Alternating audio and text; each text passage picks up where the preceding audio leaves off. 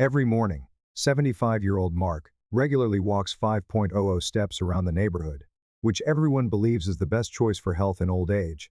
But one normal evening, when he bent down to tie his shoes, a sudden pain in his lower back made him unable to stand up. The doctor later concluded it was not because he walked too much, but because he only walked and completely ignored other necessary forms of exercise. This story is not uncommon, but is a common warning. After the age of 70, walking alone is not enough. Although walking can help improve cardiovascular health and keep the body active, if this is the only form, the elderly are missing out on many core factors that help maintain overall health. According to experts, there are at least 5 essential groups of exercises that everyone over 70 needs to integrate in addition to walking. First is strength training to prevent muscle loss, a condition to maintain independence. Second, balance training to prevent falls, the leading cause of serious injuries in the elderly. Third, improving flexibility to prevent stiff and sore joints. Fourth, strengthening core muscles and posture to support the spine, reduce hunchback and lower back pain. And finally, choosing gentle exercises to protect joints, especially in the knees and ankles. Exercising properly, sufficiently and variedly not only helps you live longer, but also live proactively, independently, and with better quality every day. After age 70, one of the most insidious but serious threats to the health and independence of older adults is muscle loss, also known as sarcopenia. This is not just a general weakening of the muscles, but a decline in muscle mass and strength that occurs over time without proper intervention. Many people think that just walking every day is enough to maintain health. But the truth is that walking, while beneficial for the heart and metabolism, does not provide enough resistance to stimulate muscle growth or maintenance. The human body, especially after age 70, needs resistance exercise to send a signal to the muscular system: keep moving. I still need you. Without that signal, the body will silently and gradually cut down on muscle mass, making older adults weaker, more prone to falls, and having difficulty performing seemingly simple tasks such as standing up from a chair, opening a jar lid, or carrying a shopping bag. Richard, a 74-year-old man living in Denver, is a typical example. He always believed that walking 40 minutes every morning was enough to keep fit and stay strong.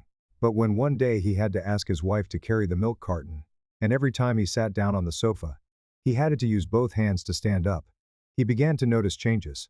The doctor said bluntly, "Walking is good, but your body needs more than that if you want to live independently for a long time." Based on that advice, he started with the simplest exercises: 10 light push-ups against the wall every morning, combining abdominal tightening while standing, and using resistance bands to practice stretching and flexing his arms and legs. Each week he added a few more reps, and after only 6 weeks, he was able to stand up from a chair without using his hands, carry a shopping bag without getting tired, and most importantly, he felt a few years younger, not only physically but also mentally. From the perspective of exercise medicine experts, maintaining muscle mass after 70 is not a far-fetched idea or one that requires high-intensity training. By simply applying the principle of adequate and consistent resistance, you can reverse muscle loss. For example, lifting heavy objects of about 1-2 kg per day such as water bottles, small bags of rice, practicing sit-ups from low chairs without using your hands, or slowly climbing stairs are effective exercises that do not require a gym. Research from Tokyo Longevity University shows that people aged 70-85 who do strength training at least twice a week are 41% more likely to live independently and have a 48% lower risk of falling than those who only walk. Not only that, muscle strength is also directly linked to cognitive function and sleep quality. When the body feels good, the brain also functions better. The happy hormone endorphin is secreted more regularly, helping to improve mood, preventing depression, a big problem in the elderly. The important thing is to start with the smallest things. A simple test you can do right at home: sit down in a chair, cross your arms over your chest and try to stand up without using your hands. Easy. Congratulations, you are preserving a very valuable part of your self-control. If you find it difficult, don't worry, it's not a sign of hopelessness. It's a starting point for improvement. Start by exercising every morning. 5-10 sit-ups. Or try holding a standing position with your knees bent for a few seconds. You don't have to do heavy lifting. Just do it correctly and consistently. Staying strong is not only about getting stronger, but also about maintaining confidence, independence, and self-esteem, intangible but invaluable assets in old age. Remember, the more you use your muscles, the more your body knows you still need them.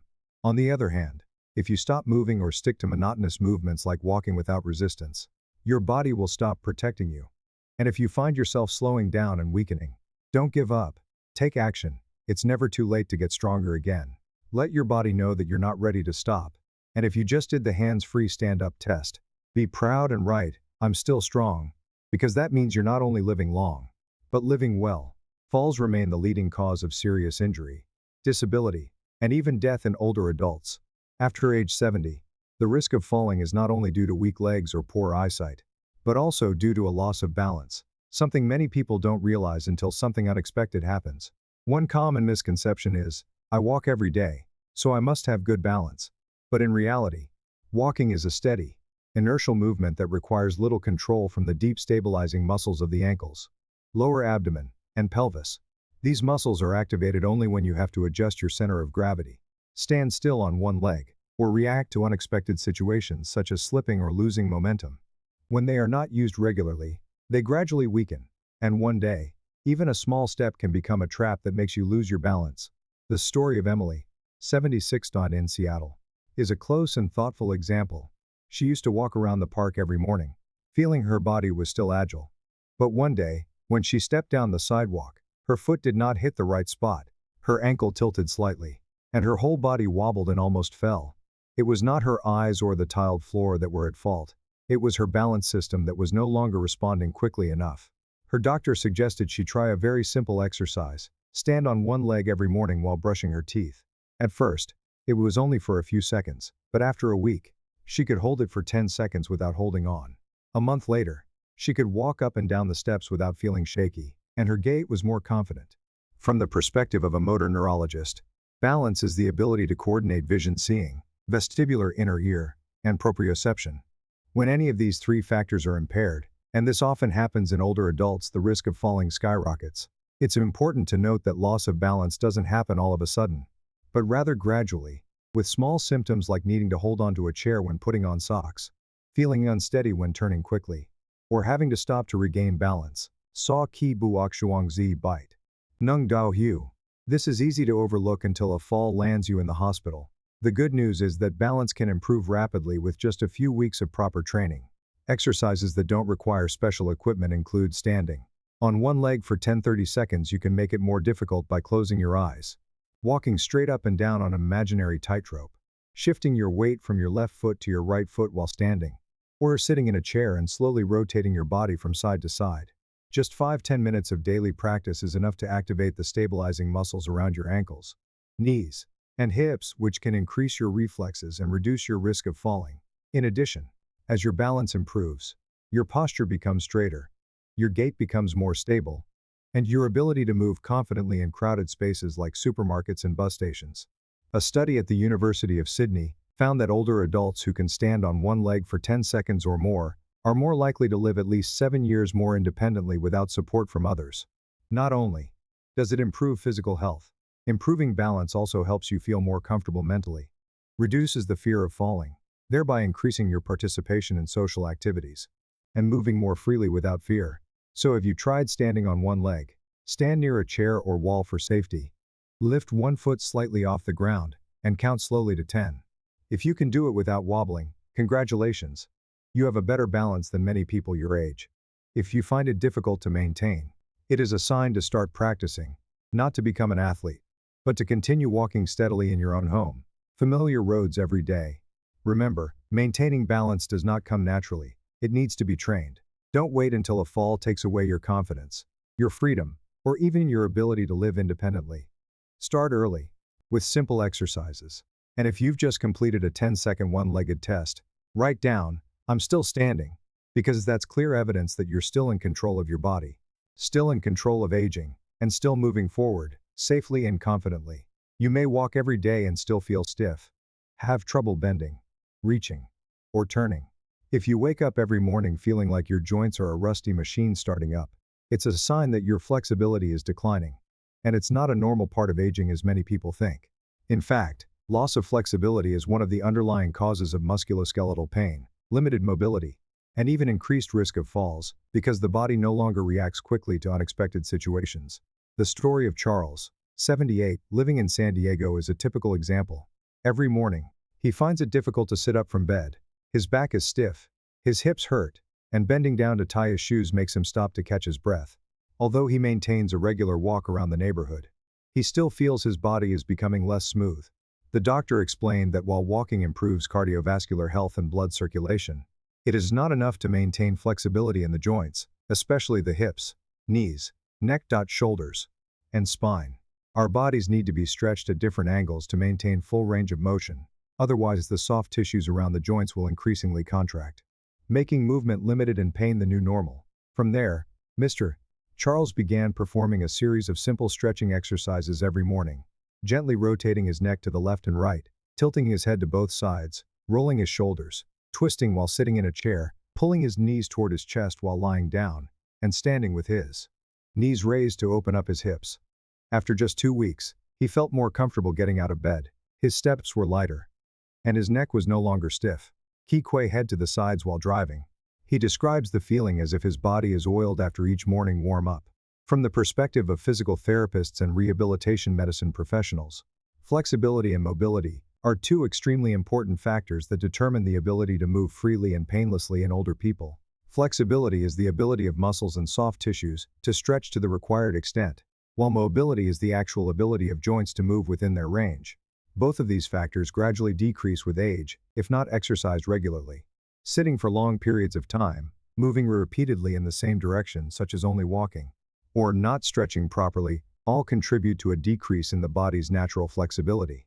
A study by the University of British Columbia showed that just 10 minutes a day of active stretching exercises can significantly improve joint rotation ability, reduce low back and neck pain in people over 70 years old. The best part is that these exercises don't require any fancy equipment. You can do them in your bed or in your living room. A simple test you can try right now is this: sitting or standing up straight. Slowly turn your head to the left, then to the right. If you feel a slight stretch but the movement is smooth, that's a good sign. But if you hear a crackling sound, have a limited range of motion, or feel pain in your neck, your body is telling you that the muscles around your neck and shoulders are too tight. Similarly, if you find it difficult to bend down to put on your shoes, or reach up to grab something from a shelf without straining your back or hips, you're losing your flexibility. The good news is that this can be restored with the right training. Exercises to try include active neck, shoulder, hip, thigh stretches, gentle yoga moves like child's pose, cat-cow or spinal twist, along with maintaining deep breathing during exercise to increase oxygenation and soften connective tissue. Remember that flexibility does not come from youth. It comes from good habits. Your body will always respond if you make time for it every day. It doesn't have to be much. Just 10 minutes in the morning or before bed can make a big difference. More importantly, when your body is flexible, you will reduce the risk of chronic pain, sleep better, improve digestion, and be able to participate in more social activities without fear of being limited by stiffness or pain. So instead of just walking as a habit, add simple but effective stretching movements to your daily routine to keep your joints open and your body smooth. Because age may slow you down, but it is flexibility that helps you continue moving forward comfortably and confidently. And if you feel stiff just turning your head, don't worry, it's not the end. It's the beginning. Start today, and your body will thank you every morning. A hunched posture, slumped shoulders, a slumped head, or an abnormally curved back are not just signs of aging, but also clear indicators that the deep abdominal muscles are weakening and the spine is losing structural balance. This is not just a cosmetic issue or bad posture, but is a potential cause of a series of symptoms, such as low back pain, difficulty breathing deeply, stiff neck and shoulders, reduced balance, and increased risk of falling. Many people still think that walking regularly is enough to keep fit and protect the spine. But in fact, walking only has a light impact on the body and does not really activate the deep core muscles, including the abdominal muscles, lower back muscles, and muscles that maintain posture. Linda, 75, who lives in Houston, is a typical example of this common misconception. Every morning, she regularly walks for 40 minutes around her neighborhood, thinking that it will help her stay healthy and flexible. But the lower back pain gradually appeared. Her back was hunched forward, and every time she stood for a long time, she felt tired quickly and had difficulty breathing deeply. When she went to see the doctor, he not only examined her back but also assessed her posture. The conclusion: her core muscles were weakening, especially her deep abdominal muscles, the main reason why she could not keep her spine in a neutral position when moving. The doctor showed her a simple exercise: Stand with your back against a wall, so that your head, shoulders, buttocks and heels all touch the wall, holding it for 2 minutes every day. At first, she felt uncomfortable. Her lower back felt like it was being squeezed. Her abdominal muscles had to tighten to maintain that position. But after a few days, she began to get used to it. And after 3 weeks, she noticed that when walking or standing for a long time, she no longer leaned forward, and her breathing became deeper and more comfortable. From a physical therapist's perspective, posture is a direct manifestation of core strength and the body's ability to control movement. The core is not just the six-pack as many people mistakenly believe, but the entire system of muscles surrounding the abdomen, lower back, hips and pelvic floor, responsible for keeping the spine stable during all movements, from walking, standing, sitting to twisting or bending. When the core is weak, gravity pulls the upper body forward, leading to a natural hunchback phenomenon and putting more pressure on the lower back than normal. Over time, this causes pain, nerve compression, reduced mobility, and more seriously, loss of balance. Maintaining a poor posture for a long time also causes the ribcage to narrow, hindering deep breathing and reducing the amount of oxygen circulating in the body, which is extremely disadvantageous for older people, whose respiratory and circulatory functions have declined over time. The solution to improving posture does not lie in complicated orthopedic devices or back braces, but in practicing the core muscles every day with simple, easy-to-do exercises that do not require tools. Exercises such as gentle pelvic tilts while lying or standing, tightening the abdominal muscles while sitting in a chair, knee lifts while standing, slow rotations while sitting, or simple dead bugs on the mat can all help activate the deep abdominal muscles and lower back muscles.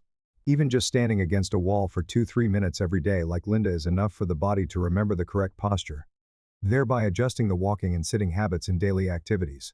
A simple way to check is to stand right now. Find an empty wall.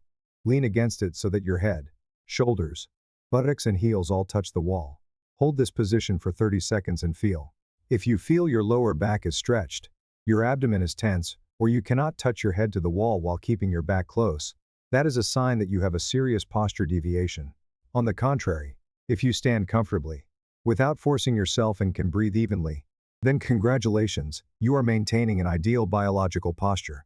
Medical studies have shown that older people with good posture often have better balance, reduce the risk of falling by up to 30%, and feel more energetic in their daily activities. Moreover, an upright posture also helps improve digestion, increases lung capacity, and supports blood circulation to the limbs. That means you not only feel healthier, but also younger physiologically. So, instead of just relying on walking every day, you should combine habits that strengthen your core and standardize your posture. Try standing against a wall every morning, practicing good posture while brushing your teeth, waiting for a bus, or standing to cook. These small things, if done regularly, will create a big effect. You will stand up straighter, have less back pain, breathe more deeply, and feel confident and proactive in every step. And if you've tried standing with your back against a wall and it's hard to keep straight, don't despair, it's not a weakness. It's a signal to start your journey to restoring your core balance.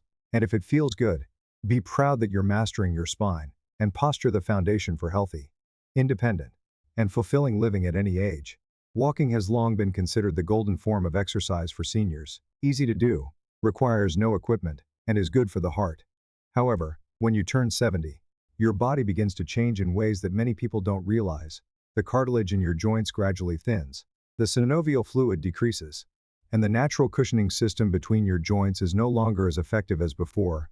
In this context, walking too much, or walking continuously on hard surfaces like cement or ceramic tiles, can become a silent damage factor. Every step when walking creates a feedback force that impacts your knees, ankles, and hips, and when these joints are already weak, the repetition of thousands of times a day will cause them to become tired, swollen, and even have microscopic injuries that are difficult for the practitioner to immediately recognize. The story of Stephen, 77, living in Chicago, is a clear illustration. He walked about 600 steps a day around the park near his home and felt proud of maintaining the good habit. But over time, he began to feel pain in his knees, especially when going up and down stairs or getting up from a low chair. At first, he thought it was just a sign of normal aging, but when the condition did not improve, he went to the doctor and was warned that his knee joints were being overloaded due to monotonous, repetitive movements. After being instructed, he switched to gentler exercises such as swimming, stationary cycling, and Tai Chi, activities that put less pressure on the joints but still help maintain flexibility and muscle strength. After a few weeks, his knee pain was significantly reduced, and he felt much more flexible and comfortable. From the perspective of orthopedic and kinesiology experts, repetitive movements without variety lead to stress accumulation in soft tissues, especially in weight-bearing areas such as the knees and hips. As we age, these structures lose their ability to repair themselves, and without proper rest or change, they can become inflamed, degenerate, or deformed. Walking is a good aerobic activity, but it is not friendly to the joints in all circumstances. People with a history of arthritis, who are overweight, or who have misaligned foot structures such as flat feet are more susceptible to injury from prolonged and frequent walking. Therefore, it is important to listen to your body. If after walking you feel pain, slight swelling, a crunching sound when moving, or extreme fatigue in one leg, you may be walking incorrectly, walking too long, or need to switch to a more appropriate form of exercise. Experts recommend that older adults prioritize low-impact exercises, that is, gentle, steady, controlled movements that do not put too much pressure on the joints. A good example is stationary cycling. The spinning motion lubricates the knee joints without having to bear the entire body weight. Swimming and water exercises are also extremely effective because the water supports the body, reducing the load on the joints while still building strength and endurance. In addition, Tai Chi, or Qigong exercises, are not only good for the joints, but also improve balance, increase concentration and regulate breathing, all of which help seniors move more intelligently and sustainably. A simple exercise you can try at home is leg waving. Stand near a chair or wall for balance, lift one leg forward, then gently wave it back and forth 10-15 times. Then switch legs. This movement helps activate the muscles around the hips and knees, while softening the connective tissue without creating compression. The most important thing is not how long you exercise, but how you exercise. Exercising at a moderate pace, not forcing yourself, resting when necessary, and alternating between types of exercise will help your joints change the wind and avoid repetitive wear and tear. If you walk every day, alternate with a cycling day, a water day, or simply a day of gentle stretching at home. Give your body space to recover. After age 70, the ability to regenerate cartilage, tendons, and muscles slows down, so you need to proactively protect them instead of constantly using them up without resting. Another advantage of low-impact exercises is that they do not put too much strain on the heart, which is especially important for people with underlying cardiovascular disease. You can still maintain a steady heart rate, regular breathing, and adequate oxygen to the brain without having to push your body with long exercises or continuous walking. As a result, you will feel refreshed after exercising instead of tired and sore, something that many people who walk a lot often encounter. In short, walking is still a positive habit, but it should not be the only activity, especially when you are over 70. If you notice your knees or hips starting to make strange noises, or feel pain after each walk, consider it a signal that you need to adjust. Instead of stopping, change your direction to low-impact, gentle, and varied exercises. Because smart movement is not just about exercise, it is about protecting your joints, maintaining independent mobility, and living a healthy life in the most sustainable way. And if you change it up today, add some light cycling, try some Tai Chi, or simply take a break from walking, you have already taken the first step to keeping your feet strong for many more years to come. More walking is not always better. For older adults, especially after 70, it is not the total number of steps that matters but how the body responds to exercise. Setting a goal of 10,000 steps a day, widely recommended, can become a physiological burden if not accompanied by an understanding of your individual fitness level and the necessary recovery time. In fact, many older adults who diligently complete their daily step quota experience symptoms such as heart fatigue, dizziness, postural hypotension, or persistent aches and pains. The story of Grace, 80, who lives in Boston, is a typical example. She is an active person, walking about 8.00 to 10.00 steps a day as part of her fitness routine. But recently, she began to feel dizzy, especially after sitting down to rest after walking. Once, she almost fell when she stood up too quickly. When she went to the doctor, she was diagnosed with postural hypotension, a common condition in the elderly when the autonomic nervous system cannot adjust blood pressure when changing positions. The main cause, exercising for too long without resting properly. The doctor advised her to change her strategy. Instead of a 60-minute walk, divided it into 3 small sessions a day, each lasting 10 to 15 minutes, combined with light rest, drinking water and stretching after exercise. The results after a week were obvious. She was no longer dizzy. Her spirit was more refreshed and her energy lasted all day. From the perspective of geriatricians and exercise physiologists, the elderly have major changes in the circulatory and cardiovascular systems. The heart is less elastic, the recovery rate is slow, and the capillaries have a reduced ability to dilate. When exercising for a long time without a break, the body can easily fall into a state of temporary cerebral ischemia or reduced oxygen supply to essential organs, leading to dizziness, shortness of breath, and loss of balance. This is especially dangerous if the practitioner is in a public place or has no one nearby to support. In addition, when walking for a long time continuously, blood sugar levels can also drop in people with underlying medical conditions such as diabetes, causing fatigue and tremors in the hands and feet. Dividing exercise time during the day is a way to help the body have time to recover, avoid biological overload, and still achieve the positive benefits of regular exercise. Not only physically, dividing walking sessions also brings clear mental benefits. Elderly people often get tired easily at the end of the day, especially after lunch. A light walk after lunch helps aid digestion, prevent bloating and reduce blood sugar levels. An early morning walk can help you feel more alert and increase serotonin levels, while a leisurely afternoon walk can help improve sleep and reduce stress. It doesn't require major lifestyle changes, just adjust the time and intensity to suit your individual circadian rhythm. An important thing to remember, everyone has a different biological limit. The 10.00 steps a day figure is not a mandatory standard for people over 70. For some people, 4.0 to 6.00 steps a day, if done properly and feeling good afterwards, is ideal. The key is to listen to your body's signals. Do you feel lighter after exercise? Do you sleep better? Do you still feel dizzy or achy after each workout? If the answer is yes, you may be overdoing it and need to adjust. In addition, in clinical practice, experts often use the RPE rate of perceived exertion index, a subjective measure of exertion, to help the elderly assess the appropriate level of exercise.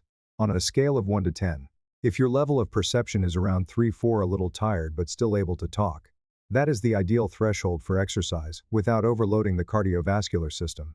A small tip recommended is the 40-15 rule. After every 40 minutes of exercise, rest for at least 10-15 minutes, combined with some deep breathing or light stretching of the neck, shoulders, and legs.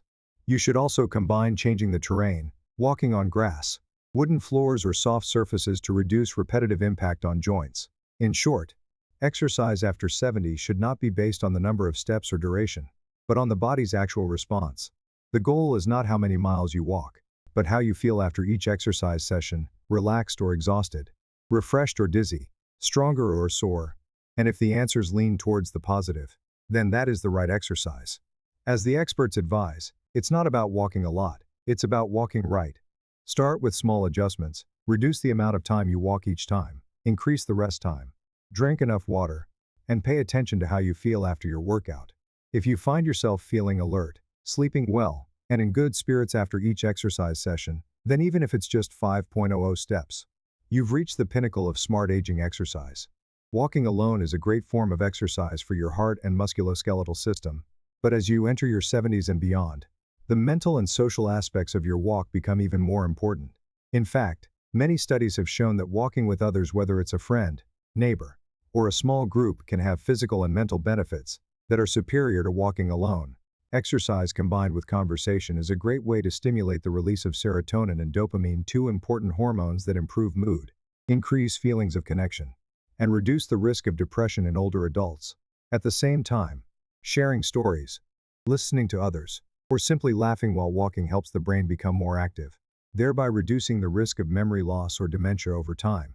A great example is the Silver Walkers group in Los Angeles, a group of seniors living near Echo Park. Every morning, they gather together to walk for 20 minutes around the lake, then spend 10 minutes meditating and telling each other about something good that happened the day before.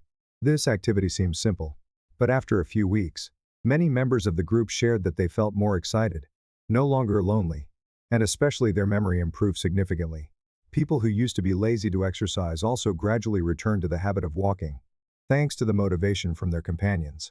From the perspective of geriatric psychiatrists, social isolation is the second biggest risk factor for depression and dementia in the elderly, only after genetic factors. As people get older, their social circle tends to shrink due to busy children, fewer friends of the same age, and limited mobility. This makes many elderly people feel lonely even though they live in crowded residential areas. Therefore, intentional connection activities such as walking with others not only help improve physical health, but also nourish mental health. Every conversation, no matter how short, is a brain workout when you have to remember, react, listen, and share.